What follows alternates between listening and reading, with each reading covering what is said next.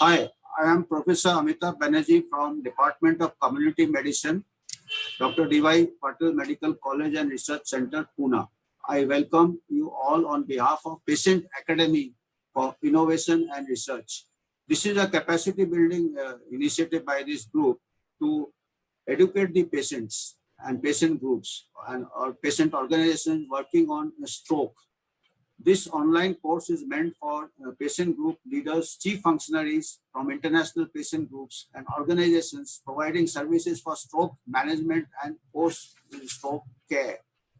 So actually, I am one of the introductory speakers who will give you an overview of because stroke cannot be compared in isolation. It is a part of a spectrum of a non-communicable disease which shares a number of risk factors in common. So I will be to understand stroke. What is stroke? As understood by the lay person, the stroke is something which attacks the brain or the central nervous system, and the patient gets sudden paralysis. Patient may not be able to speak.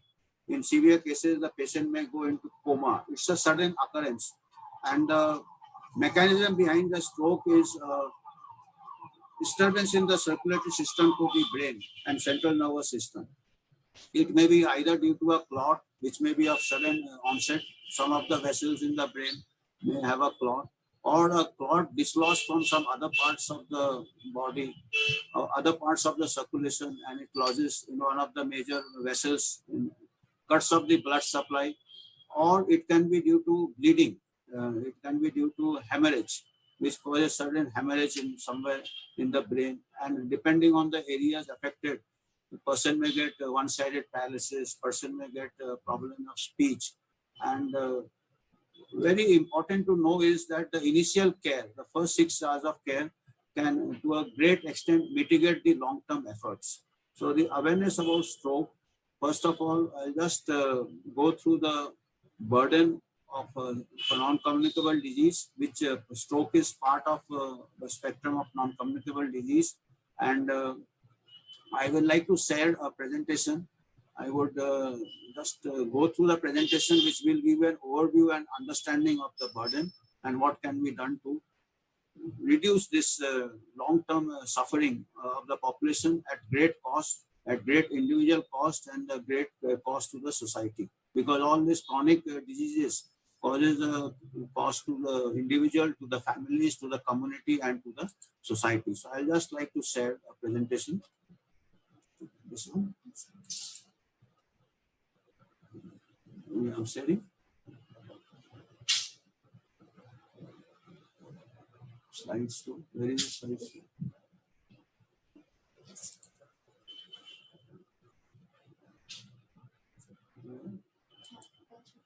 Okay.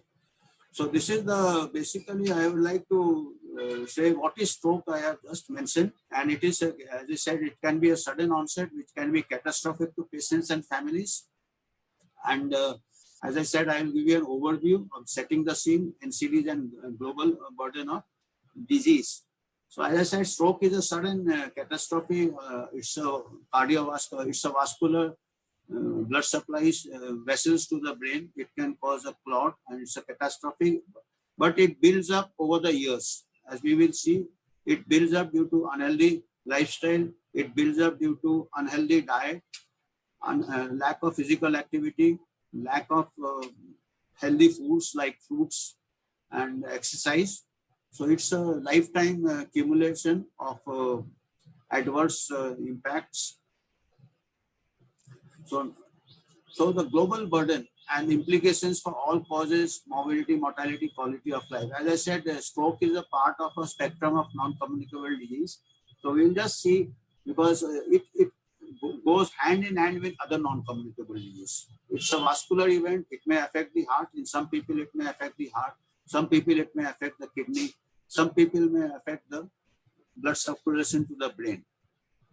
So as we see, the non-communicable disease, in the last 3 decades, there is an exponential rise in non-communicable disease due to social changes, due to firstly affluence, then due to aging population, due to dietary changes, increase in obesity, increase in sedentary lifestyles, office work, increase in lack of exercise and unhealthy foods. So over the past 3 decades, so in 1990, the global estimate was 43%.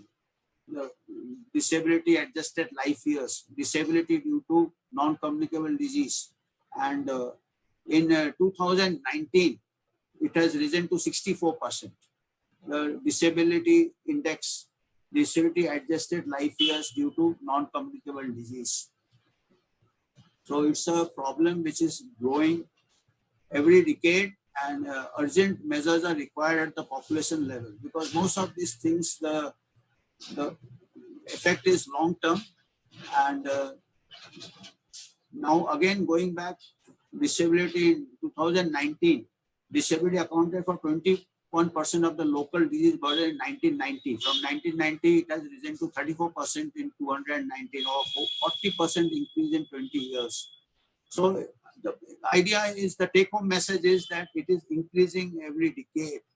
And unless we change the population, lifestyles, behavior changes, and enabling environment for physical activity, enabling environment for healthy diet, enabling environment for exercise, this is going to be a major year which will stress on our economy, individual as well as society. Global chronic disease burden, again, comparative is that the communicable disease shown in green, and it is shrinking. Communicable disease is shrinking, and the non-communicable disease is increasing. From 27% in 1990, it has become 43% in 2020.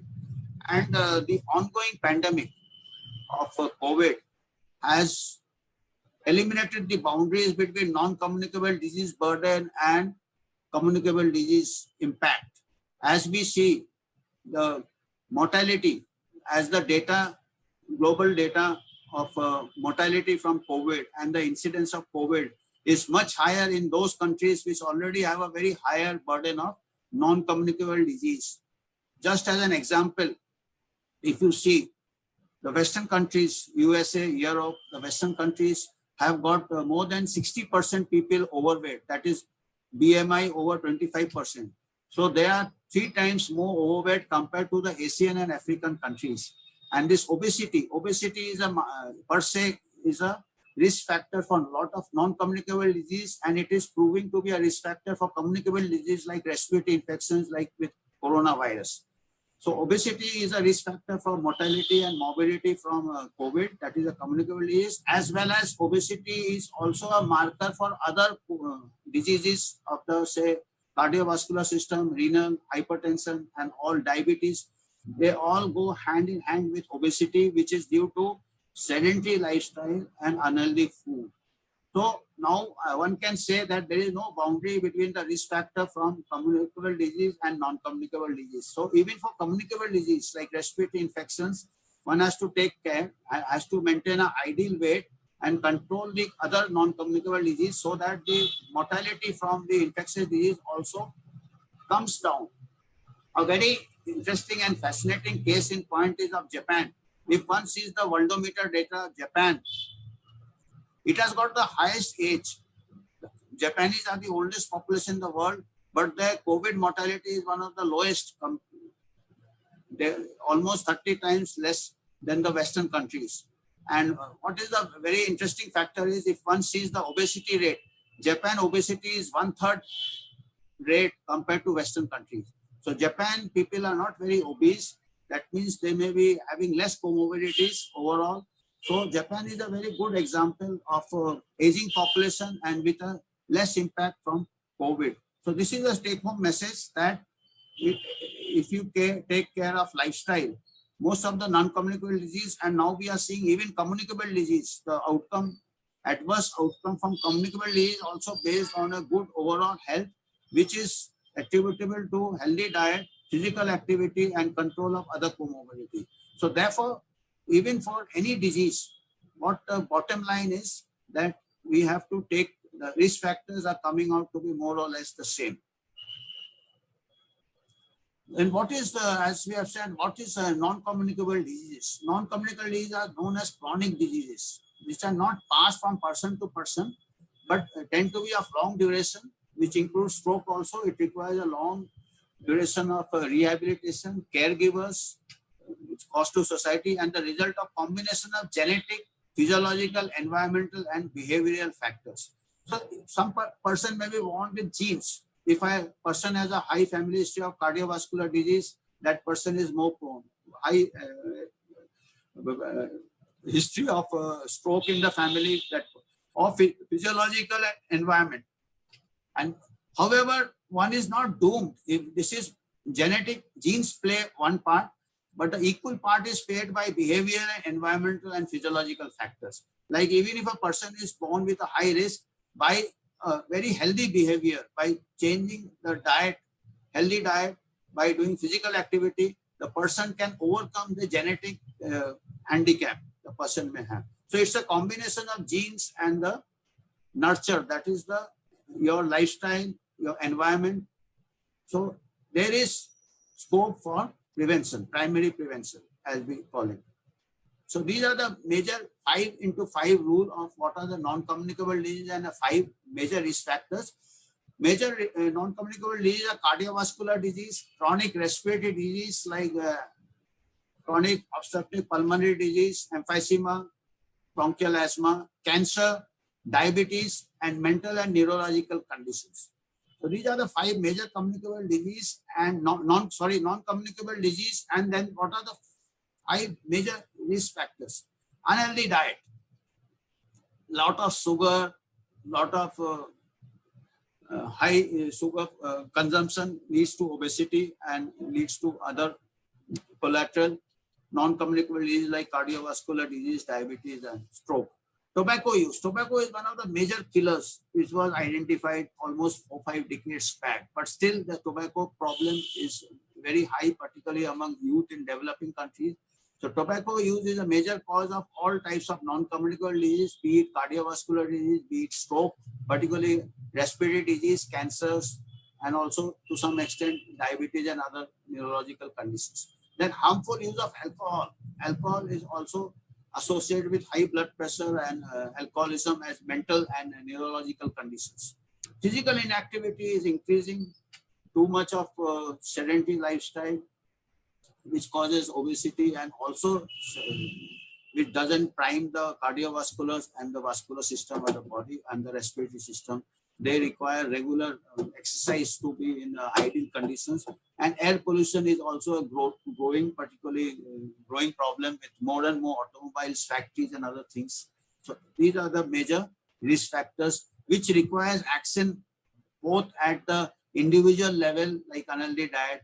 It requires action at the community and social level, and also at the government level, and also at the international level. So it requires activism, it requires lobbying, and it requires awareness among the masses and the groups like patient groups, what we are, our target audience is one of the patient groups at the national and international level.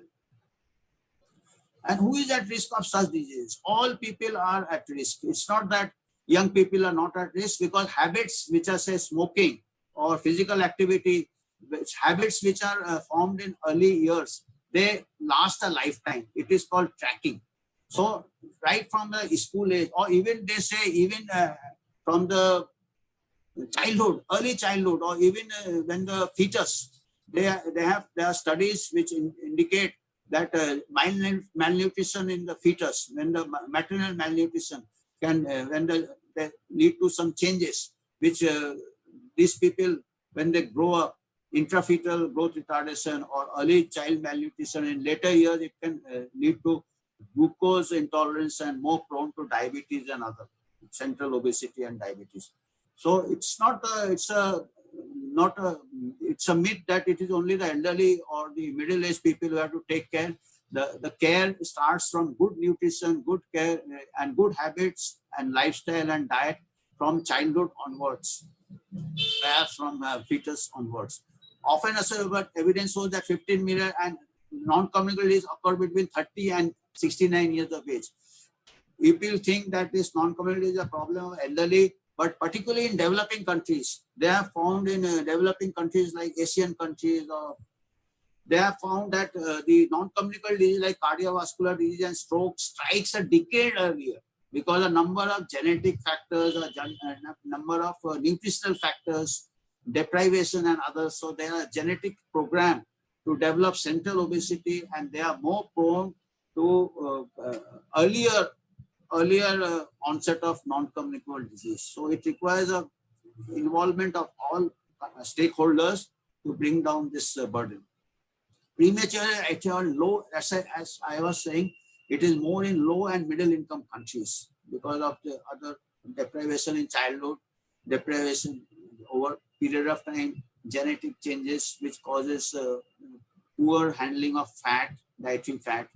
Then children and elderly are all vulnerable to risk factors contributing to whether from unhealthy diets, physical inactivity, exposure to tobacco smoke, or harmful use of alcohol. Another problem in developing countries are the indoor air pollution, where people may be using firewood and other fossil fuels for cooking. So this also can be a cause of. So these are the risk factors. As I said, obesity, high body mass index. This particularly, as I said, the Western countries are 3 times more obese than the Asian and African countries, and it is also being reflected the adverse effect of obesity in the death from COVID.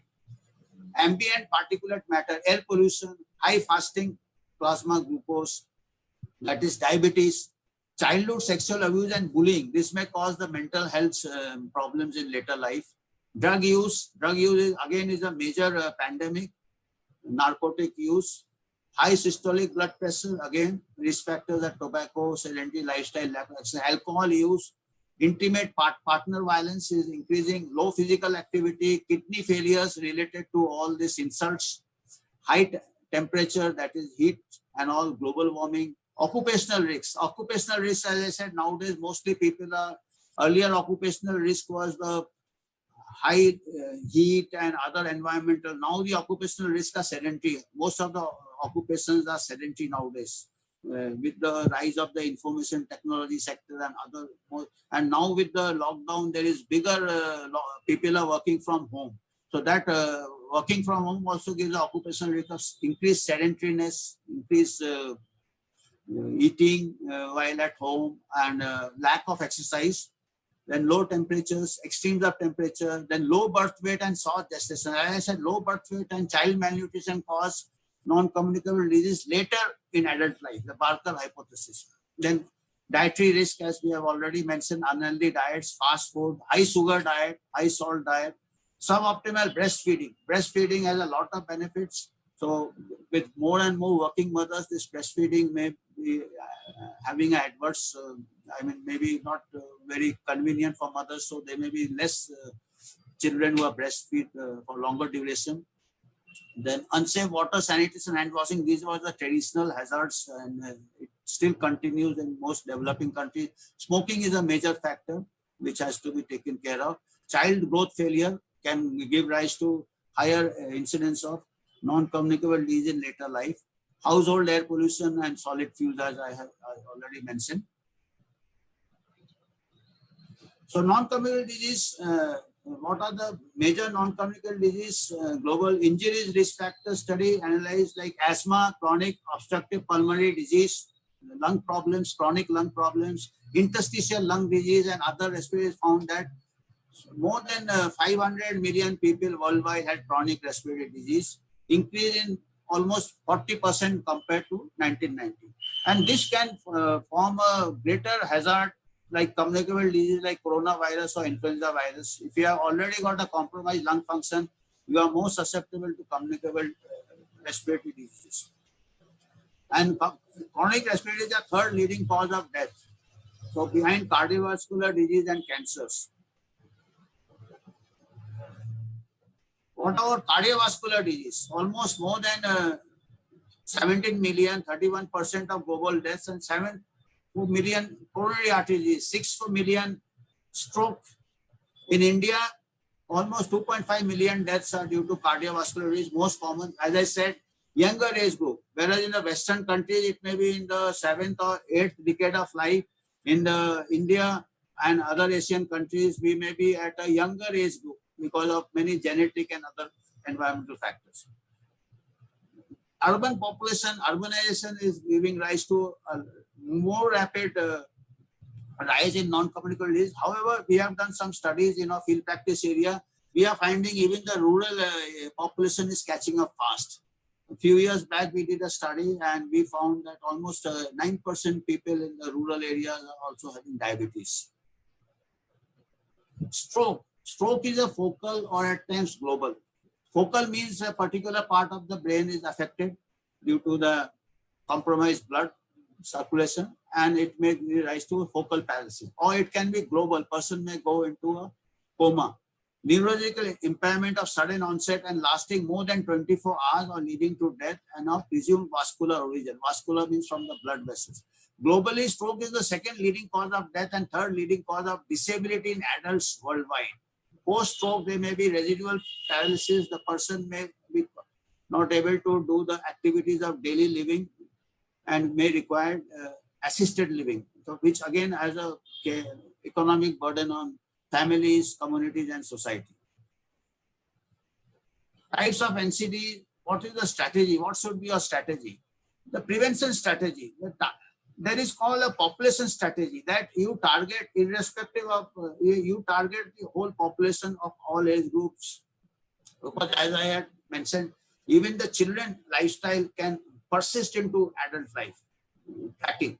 Unhealthy, lack of, no habit of physical exercise, no habit of healthy diet, or too much craving for sugar and other things. So if you can promote healthy habits and exercise for the whole population and healthy diet, so subsequent decades, we can check this rise in the non-communicable disease. And of course, the other is the high-risk strategy, that is primary prevention, that is people with, say, family history or people who are smokers, people who are, so counseling can be done for changing or de-addiction from tobacco, de-addiction from alcohol, exercise, promotion of gradual exercise, and then of course secondary prevention when it is take care of the people who are early screening for, say, cancers, early screening for blood pressure, because stroke can be due to high blood pressure, early screening for diabetes. So you can control the diabetes, you can control the blood pressure, you can prevent cardiovascular disease in future, or you can prevent stroke in future and renal failure also. Tertiary prevention is, of course, after the person recovers, there may be some residual, and it's very important in a stroke that people with how to give different types of rehabilitation. How to, if a person loses his job, vocational rehabilitation, or train if requires some medical treatment, if requires some physiotherapy to regain the muscle power, that is medical rehabilitation. Then the person may require a psychological rehabilitation. Person may go into depression or because of the sudden adverse event in the life. So, and then person may require social rehabilitation because their caregivers are also involved. The family may require rehabilitation to take care of this long-term care. So these are long-term issues. Then what are the effects? If you are having at the population level, you can have a tobacco cessation program. Now many countries are having no smoking zones, discourage taxes on tobacco.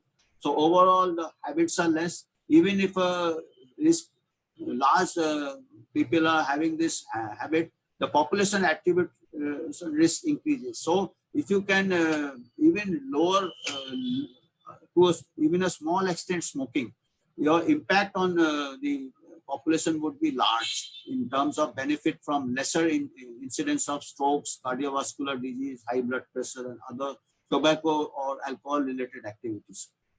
Then primary prevention in the high risk group, as I said, it prevent development of disease at early stage, then prevent disease progression, that is early treatment of diabetes or hypertension.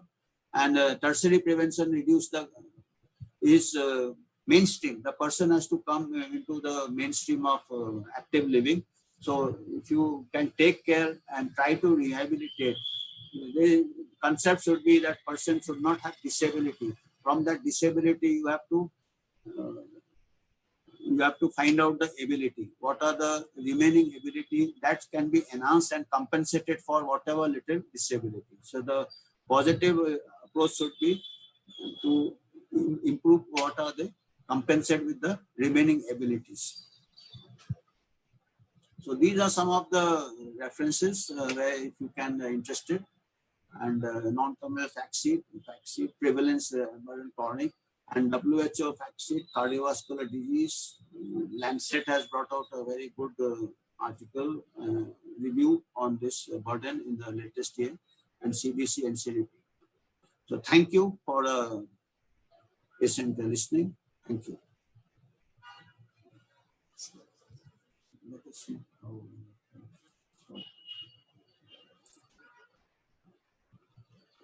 Where is the recording? We have not recorded? No, it